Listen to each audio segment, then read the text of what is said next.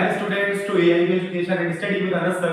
Today I will be starting class 12 political science most important date revision series. So basically आपको ऐसे भी पता है कि हमने लास्ट क्लास के अंदर दो चैप्टर्स के इंपॉर्टेंट डेट्स को हमने कवर कर लिया था. सो आज की इस इंपॉर्टेंट क्लास के अंदर हम नेक्स्ट चैप्टर की इंपॉर्टेंट डेट्स को कवर करने वाले हैं. सभी इंपॉर्टेंट डेट्स को हम जानेंगे कि इंपॉर्टेंट डेट्स काफी ज्यादा इंपॉर्टेंस रखती हैं पॉलिटिकल साइंस के अंदर, चाहे वो एमसीक्यू बेस्ड क्वेश्चन आंसर्स हो चाहे वो थ्योरेटिकल क्वेश्चन आंसर्स हो. सो स्टार्ट करते हैं अपनी आज इस क्लास को और समझते हैं हर एक टॉपिक को काफी brief best and interesting way के साथ. So let's start.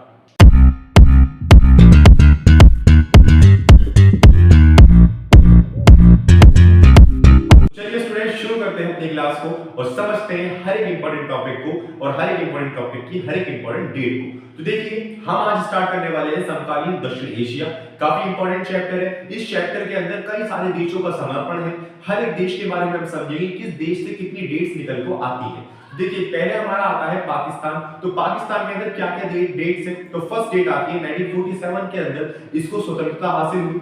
1947 से 1948 के बीच में भारत और पाकिस्तान के अंदर कश्मीर का संघर्ष चला. फिर 1960 के अंदर भारत के साथ पाकिस्तान में सिंधु जल संधि पर हस्ताक्षर हुए. ये किसके मध्यस्थता में हुए थे? विश्व बैंक की मध्यस्थता में हुए थे. किसके बीच में हुए थे? जनरल अयूब खान के बीच में हुए थे. और किसके बीच में हुए थे? जवाहरलाल नेहरू जी के बीच में. ठीक है. 1965 में भारत और पाकिस्तान का युद्ध हुआ और 1966 में भारत पाकिस्तान ने ताशकंद समझौते पर हस्ताक्षर किए. और ये किसने किए थे? हमारे देश से लाल बहादुर शास्त्री जी ने. ठीक है. ये हस्ताक्षर किए थे ताशकंद के अंदर और उसके बाद उनकी हत्या भी हो गई थी.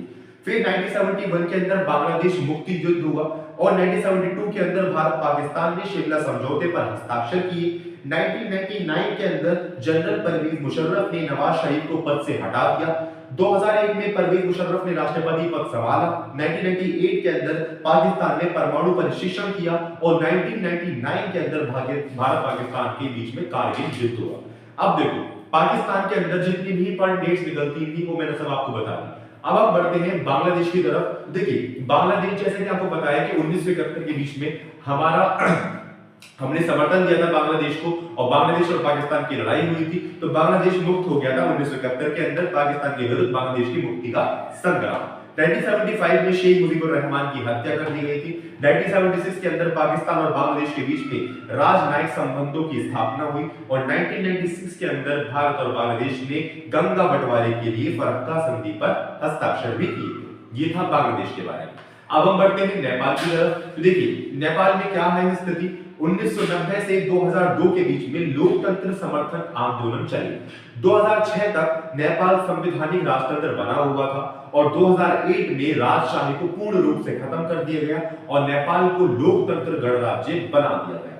नेक्स्ट आता है श्रीलंका. देखिए श्रीलंका 1948 में श्रीलंका पूर्व में सिलोन ने स्वतंत्रता प्राप्त करी, यानी हमारे साथ साथ ही करी थी. लगभग 1983 के अंदर गृह युद्ध की शुरुआत हो गई थी, यानी कि दो जातियों के बीच में लड़ाई की शुरुआत हो गई थी, सिंगली और तमिल.